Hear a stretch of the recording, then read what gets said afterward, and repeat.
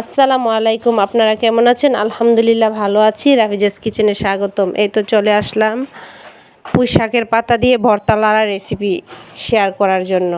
খুব সহজেই তৈরি করে ফেলা যায় ভর্তা লাড়া রেসিপি। সেই জন্য একদম ফ্রেশ পুঁই শাক পাতা আমি নিয়ে নিচ্ছি।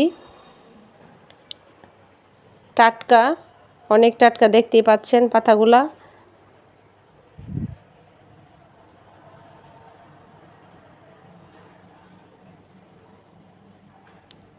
আমার পাতা নেওয়া হয়ে গেছে।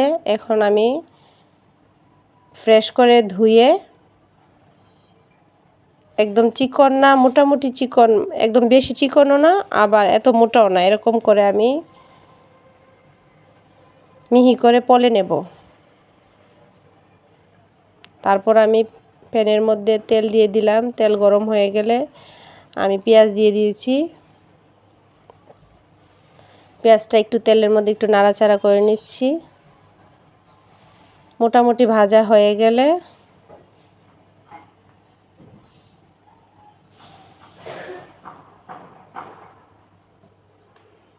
এক চা চামচ গুঁড়া মরিচ, হাফ চা চামচ হলুদ, এক চা চামচ ধনিয়া, স্বাদ মতো লবণ, অল্প পরিমাণে পানি দিয়ে দিলাম।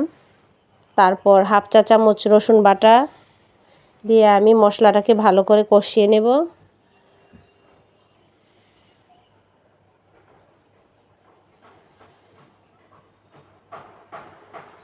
উপরে যখন তেল উঠে আসবো তারপর আমি শুটকি মাছ দিয়ে দিয়েছি।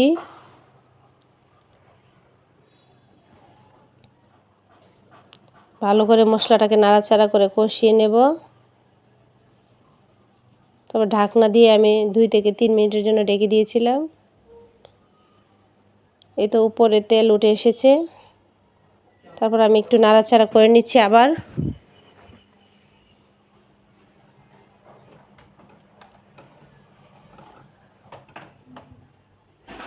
এভাবে ভর্তা লাড়াটা খেলে অনেক মজা। আর এই কথাটা অনেক বেশিরভাগ সময় গ্রামেই চলে যে ভর্তা লাড়া, সেই জন্য আমি আজকে ভর্তা লাড়া করতেছি। এই তো পলা পুঁই শাক আমি দিয়ে দিলাম। পুঁই শাক পাতা দিতে হবে, ডাঁটা দেওয়া যাবে না। তারপর আমি ঢাকনা দিয়ে 1 থেকে 1.5 মিনিটের জন্য আমি ঢেকে দিয়েছিলাম। ঢেকে রান্না করা যাবে না। দেখেন কতটা পানি উঠে গেছে। তারপর আমি নাড়াচাড়া দিয়ে মিক্স করে নেব মশলা আর পাতা। এটা আরও ঝাল করলে আরও ভালো লাগে। আমার বাসায় এতটা ঝাল পছন্দ না কারো, সেই জন্য আমি মিডিয়াম ঝাল দিয়েছি।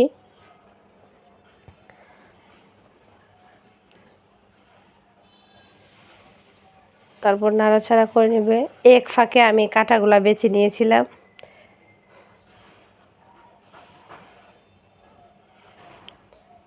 আপনি শুটকি মাছটাকে ব্লেন্ড করেও দিতে পারবেন। তারপর আমি আস্ত কয়েকটা রসুন কোয়া দিয়ে দিলাম।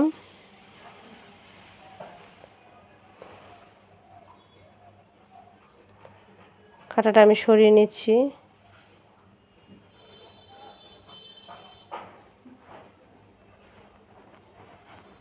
আবার আমি নাড়াচাড়া করে নিচ্ছি। নাড়াচাড়ার মধ্যে এই ভর্তা লাড়াটা করতে হবে আপনার।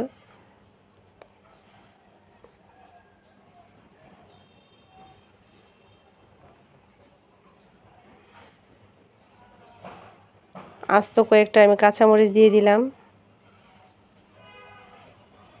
দিয়ে আবার আমি একটু নাড়াচাড়া করে নিচ্ছি।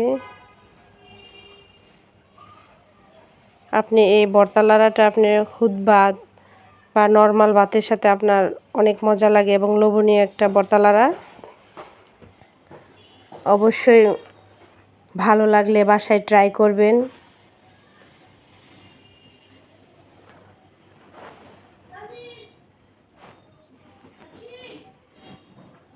এই তো হয়ে গেল আমার লোভনীয় ভর্তা লাড়া রেসিপি। সবাই ভালো থাকবেন, সুস্থ থাকবেন। আল্লাহ হাফেজ।